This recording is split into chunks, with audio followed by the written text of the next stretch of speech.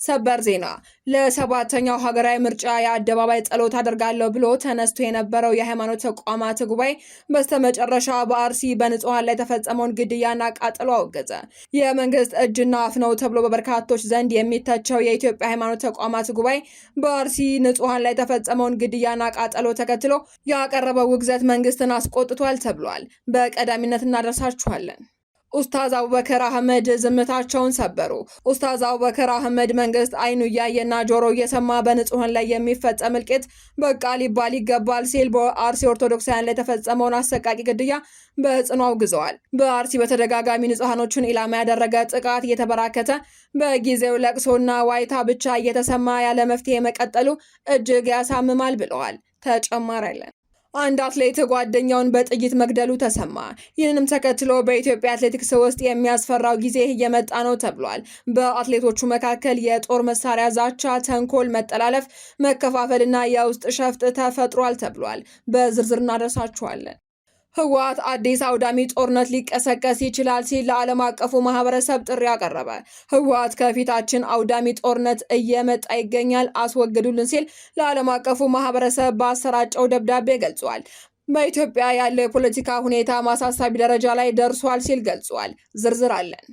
ከውጭ በተሰማ ሰበር መረጃ ሂዝቦላ የሚሰነዝራቸው ጥቃቶች ካቆሙ የተኩስ አቁም ተግባራዊ ለማድረግ እስራኤልና ሊባኖስ ስምምነት ላይ መድረሳቸው ተገለጸ። ዝርዝር አለን። የተከበራችሁ ቻናላችን ቤተሰቦች ዝርዝር መረጃዎችን ከመመልከታችሁ በፊት ቪዲዮን ላይክ በማድረግ ማለት ተጀምሮ በአክብሮት እየጋበዝን በቀጥታ ወደ መረጃዎች ተሸጋገርን። በቅድሚያ ሐዘናችን እጥፍ ድርብ ሆኗል ሲል የሃይማኖት ተቋማት ጉባኤ በአርሲ በንጹሃን ላይ የተፈጸመውን ግድያና ቃጠሎ አወገዘ። የኢትዮጵያ የሃይማኖት ተቋማት ጉባኤ በአርሲ ዞን አስኮ፣ ሸርካ፣ ሆንቆሎ፣ ዋቢና ሙኔሳ ወረዳዎች በኦርቶዶክስ ተዋሕዶ ቤተክርስቲያን አገልጋዮችና ምዕመናን ላይ የተፈጸመውን አሰቃቂ ግድያና የአብያተ ክርስቲያናት ቃጠሎ በጽኑ ማውገዙን ባወጣው መግለጫ አስታውቋል። ጉባኤው በጥቃቱ የተሰማውን ጥልቅ ሐዘን ገልጾ ለተጎጂ ቤተሰቦችም መጽናናትን ተመኝቷል። ቀደም ሲል ተመሳሳይ ጥቃቶች እንዳይፈጸሙ ጥበቃ እንዲደረግ መጠየቁን ያስታወሰው ጉባኤው አሁንም ችግሩን ባለመቀረፉ ተጨማሪ ጉዳት መድረሱን ሐዘኑን እጥፍ ድርብ አድርጎታል ብሏል። በመሆኑም መንግስት የዜጎችን ደህንነት የማረጋገጥ ተቀዳሚ ኃላፊነቱን እንዲወጣ፣ ለተፈናቀሉና ስጋት ላለባቸው ዜጎችም አስተማማኝ ጥበቃ እንዲያደርግ እንዲሁም ወንጀለኞችን በአፋጣኝ ለፍርድ እንዲያቀርብም በጥብቅ አሳስበዋል። አባል ተቋማትም ድርጊቱን በአንድነት እንዲያወግዙትና የአካባቢውን ማህበረሰብ በጋራ እንዲተጋገዝ ጥሪ አቅርቧል። የንጹሃን እልቂት በቃ ሊባል ይገባል ሲሉ ኡስታዝ አቡበከር አህመድ ገለጹ። በኦሮሚያ ክልል በአርሲ ዞን በአስኮ ወረዳ፣ በሽርካ ወረዳና ሆሮንቆሎ ዋቢ ወረዳ ታጣቂዎች ንጹሃንን የኦርቶዶክስ ክርስትና እምነት ተከታዮችን በመግደል በርካቶችን ከቤት ንብረታቸው ማፈናቀላቸውን በመስማቴ እጅግ አዝኛለሁ ብለዋል። ይህ ሰይጣናዊ የጥፋት ተግባርን በጽኑ አወግዛለሁ ሲሉ ኡስታዝ አቡበከር ተናግረዋል። በአርሲ በተደጋጋሚ ንጹሃኖችን ኢላማ ያደረገ ጥቃት እየተበራከተ በጊዜው ለቅሶና ዋይታ ብቻ እየተሰማ ያለ መፍትሄ መቀጠሉ እጅግ ያሳምማል። ንጹሃን ዜጎች እያለቁ ያለው ከውጭ በመጣ ወራሪ ጠላት ሳይሆን ወንድም ወንድሙ ላይ እየሰነዘረ ባለው አሳዛኝ የጭካኔ ጥቃት ነው ብለዋል። በሀገር ምድሩ በድህነት ህይወቱን እየመራ ለሚገኘው ንጹሃን ህዝብ ከግራና በቀኝ ጠበንጃ በታጠቁ ኃይሎች በማያውቁት አጀንዳ ለሞት፣ ለእልቂት፣ ለስደት መዳረጉ ልብ ሰባሪ ነው ብለውታል። ይህ የንጹሃን እልቂትን በቃ ሊባል ይገባል ሲሉም ተማጽነዋል። ሁሉም ኢትዮጵያውያን የዚህን መሰሉን እልቂት ለአንዴና ለመጨረሻ ጊዜ ለማስቆም እጅ ለእጅ ተያይዞ ሊቆም ይገባል ሲሉም ጥሪ አቅርበዋል። በአርሲ በተደጋጋሚ የተፈጸመ በሚገኘው ጥቃት ህይወታቸውን ላጡ ወገኖችና ቤተሰቦቻቸው መጽናናትን ተመኝተዋል።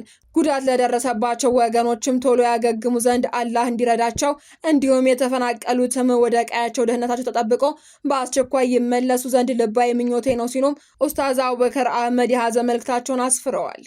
አትሌቱ ጓደኛውን መግደሉ ተነገረ። በአትሌቶች መካከል በተፈጠረ ግጭት የአንድ አትሌት ህይወት ማለፉ ተሰምቷል። በሰንዳፋ ከተማ በአንድ አትሌት በተተኮሰ ጥይት የሌላኛው አትሌት ህይወት ማለፉ የተሰማ ሲሆን ድርጊቱ በአትሌቲክሱ ማህበረሰብ ዘንድ ታላቅ ድንጋጤን ፈጥሯል።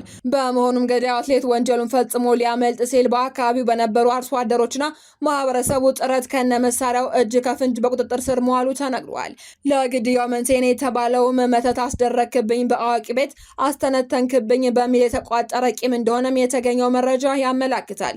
እስካሁን የሟችና የገዳይ አትሌቶች ማንነት ለጊዜው አለመገለጹን ጠቅሶ የሃትሪክ ስፖርት ዘግቧል። በቀጣይም ከፖሊስ የሚገኘውን ዝርዝር መረጃ ይዘንላችሁ የምንቀርብ ይሆናል። ህወሓት አዲስ አውዳሚ ጦርነት ሊቀሰቀስ ይችላል ሲል ለዓለም አቀፉ ማህበረሰብ ጥሪ አቀረበ። ህወሓት ከፊታችን አውዳሚ ጦርነት እየመጣ ይገኛል፣ አስወግዱን ሲል ለዓለም አቀፉ ማህበረሰብ ባሰራጨው ደብዳቤ ላይ ገልጿል። በኢትዮጵያ ያለው የፖለቲካ ሁኔታ ማሳሳቢ ደረጃ ላይ ደርሷል ሲል ገልጿል። በምርጫ ቦርድ እውቅና የተሰረዘው ድርጅቱ ግንቦት 26 ቀን 2018 ዓ.ም ሊቀረፍ የማይችልና አውዳሚ ጦርነትን ለመከላከል የቀረበ የአስቸኳይ ጥሪ በሚል ርዕስ ለዲፕሎማሲያን ሚስዮኖች እና ለዓለም አቀፍ አጋሮች ባሰራጨው የዲፕሎማሲ ማስታወሻ ሀገሪቱ ወደ አዲስ የትጥቅ ግጭት እያመራች መሆኑን አስጠንቅቋል። እንደ ህወሓት መግለጫ ከሆነ በአሁኑ ወቅት በሀገሪቱ የውይይትና የስምምነት መንፈስ እየጠፋ በመምጣቱ በእርሱ ፋንታ የአንድ ወገን ውሳኔ ማስገደድና ወታደራዊ ኃይል እርምጃ ፖሊሲዎች እየነገሱ መጥተዋል ብለዋል።